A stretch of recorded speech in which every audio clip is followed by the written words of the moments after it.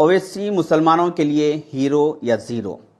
Recently Asaduddin Owaisi साहब ने राहुल गांधी जी को चैलेंज किया और कहा कि अगर हिम्मत है तो हैदराबाद पार्लियामेंट कॉन्स्टिट्यूंसी से एमपी का इलेक्शन कॉन्टेस्ट करके बताइए।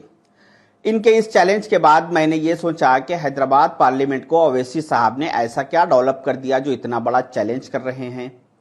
अभी हम हैदराबाद पार्लियामेंट कॉन्स्टिट्यूंसी को हिंदुस्तान के किसी दूसरे इलाके से नहीं बल्कि इसी से लगी हुई सिकंदराबाद पार्लियामेंट कॉन्स्टिट्यूंसी से कंपैरिजन डेवलपमेंट में कंपैरिजन करके देखेंगे। 1984 में पहली मर्तबा हैदराबाद पार्लियामेंट से ओवैसी साहब की एआईएमआईएम पार्टी ने एमपी का इलेक्शन कॉन्टेस्ट किया और जीत हासिल की। उस तारीख से आज तक यानी पिछले 38 ईयर्स में ओवैसी फैमिली ही इस सीट से जीत हासिल करते आ रही है। वहीं दूसरी तरफ सिकंदराबाद पार्लियामेंट कॉन्स्टिट्यूंसी में पिछले 38 ईयर्स में 19 ईयर्स कांग्रेस ने रूल किया और 19 ईयर्स बीजेपी ने रूल किया। हैदराबाद पार्लियामेंट में 19,57,000 चेंज वोटर्स है और सिकंदराबाद पार्लियामेंट में 18,93,000 चेंज वोटर्स है। हैदराबाद पार्लियामेंट में हमेशा पोलिंग परसेंटेज नियर 33 के आसपास रहता और वहीं सिकंदराबाद पार्लियामेंट में पोलिंग परसेंटेज नियर 70% रहता। हैदराबाद पार्लियामेंट में फ्लाईओवर्स 9 है और वहीं सिकंदराबाद पार्लियामेंट में 38 फ्लाईओवर्स है। हैदराबाद पार्लियामेंट में ट्रैफिक सिग्नल 68 है और सिकंदराबाद पार्लियामेंट में 320 ट्रैफिक सिग्नल्स है। हैदराबाद पार्लियामेंट में बस शेल्टर्स 13 है और सिकंदराबाद पार्लियामेंट कॉन्स्टिट्यूंसी में 288 बस शेल्टर्स है। हद तो यह हो गई कि हैदराबाद पार्लियामेंट के जो बस शेल्टर्स है यानी बस स्टॉप्स वो इंसानों के बैठने के काबिल नहीं है और सिकंदराबाद पार्लियामेंट कॉन्स्टिट्यूंसी के बस शेल्टर्स एयर कंडीशनर के बने हुए हैं।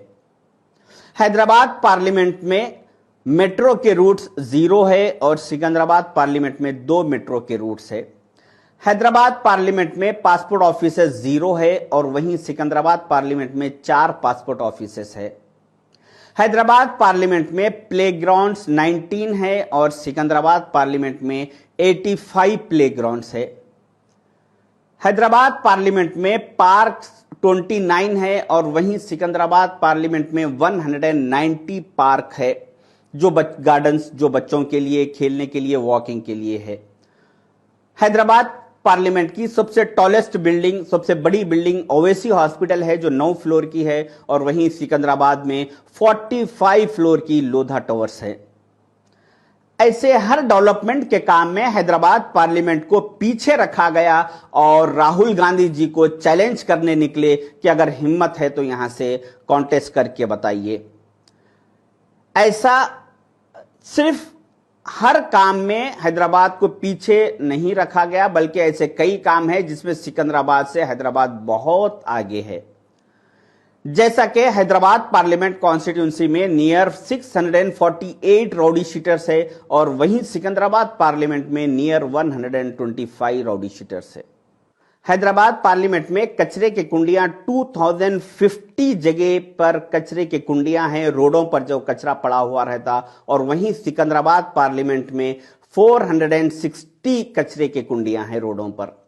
हैदराबाद पार्लियामेंट में पान शॉप्स 1460 है और वहीं सिकंदराबाद पार्लियामेंट में 520 पान शॉप्स है नियर। हैदराबाद पार्लियामेंट में और सिकंदराबाद पार्लियामेंट में जो लोग ऑटो चलाते उनमें से उन ऑटो ड्राइवर्स में से 83% ऑटो ड्राइवर्स का ताल्लुक हैदराबाद पार्लियामेंट से है और 17% ऑटो ड्राइवर्स का ताल्लुक सिकंदराबाद पार्लियामेंट से है। और जो चाइल्ड लेबर जिन्हें कहा जाता है, जो हैदराबाद सिकंदराबाद में जो छोटे बच्चे जो स्कूल को जाने की उम्र है 12 साल 14 साल, ऐसे बच्चे जो मैकेनिकों की दुकान पे किराने की दुकानों पर बंडियों पर जो काम करते उनमें से 91% बच्चों का ताल्लुक चाइल्ड लेबर का ताल्लुक हैदराबाद पार्लियामेंट से है और 9% सिकंदराबाद पार्लियामेंट से है। ऐसा हर डेवलपमेंट के काम में हैदराबाद को पीछे रखा गया बाजू की सिकंदराबाद पार्लियामेंट कॉन्स्टिट्यूंसी से और दूसरे कामों में हैदराबाद को आगे रखा गया और उसके बाद इतने बड़े बड़े चैलेंजेस। हद तो यह हो गई कि हैदराबाद पुलिस कमिश्नर ऑफिस जो कि होना चाहिए था हैदराबाद में, वो है सिकंदराबाद के बशीरबाग इलाके में। हैदराबाद यूनिवर्सिटी होना तो चाहिए था हैदराबाद में, मगर वो है सिकंदराबाद में। हैदराबाद रेलवे स्टेशन होना तो चाहिए था हैदराबाद में, मगर वो है सिकंदराबाद के नामपल्ली इलाके में। हैदराबाद मेट्रो ट्रेन का हेड ऑफिस होना तो चाहिए था हैदराबाद में, मगर वो है सिकंदराबाद में। यहां तक के हैदराबाद के एमपी असदुद्दीन ओवैसी साहब का घर तक हैदराबाद में नहीं है, फिर कहां से हैदराबाद में डेवलपमेंट आएगा। और फिर दूसरी तरफ तेलंगाना की सबसे बड़ी जेल, जिसकी कोई हैदराबाद पार्लियामेंट में जरूरत नहीं है, वो है हैदराबाद पार्लियामेंट के चंचलगुड़ा इलाके में चंचलगुड़ा जेल। तेलंगाना की का सबसे बड़ा जुए खाना रेस कोर्स, जिसकी कोई जरूरत नहीं है हैदराबाद पार्लियामेंट में, मगर वो है हैदराबाद पार्लियामेंट के मलकपेट के इलाके में। होना तो चाहिए था वो किसी दूसरे इलाके में। इस अंदाज में मेरे भाइयों, हैदराबाद को इतना पीछे रखा गया और लोगों को खाली जज्बाती तकरीरों में लाकर उन्हें गुमराह किया जाता है कि हिम्मत है तो आओ हमारे यहाँ पे कॉन्टेस्ट करके बताओ, हम ऐसा जैसे कि यहाँ पे सोने के खंबे, स्ट्रीट लाइटां लगा दिए और चांदी के रोड डिवाइडर्स बना दिए। इस अंदाज में लोगों को गुमराह किया जा रहा है।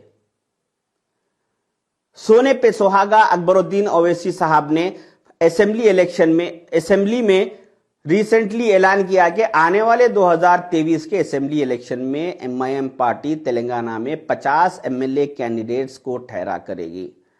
मैं उन तमाम ओल्ड सिटी से के बाहर जहां पर एमएलए कैंडिडेट्स अभी तक एमआईएम कॉन्टेस्ट नहीं किया, फर्स्ट टाइम जहां से कॉन्टेस्ट कर रही है, वहां के लोगों से अपील करूंगा कि अगर आपका डेवलपमेंट आप खत्म करना चाह रहे हैं तो वहां पे एमआईएम का साथ दीजिए। अगर आप अपनी कॉन्स्टिट्यूंसी में डेवलपमेंट को रोक देना चाह रहे हैं तो आप एमआईएम का साथ दीजिए, वरना अक्लमंदी का मुजाहिरा करें और वहां से एमआईएम को अपने एरियो से 500,000 वोट भी लेने ना दे। और वहां के नौजवान जो जज्बाती इनके तकरीरों में आ जाते हैं, उन लोग को समझाने की कोशिश कीजिए और एमआईएम पार्टी से दूर रखिए। मेरी आप तमाम इसी बात से मैं अपनी बात को खत्म कर रहा हूं और आने वाले वीडियोस में और कितना हैदराबाद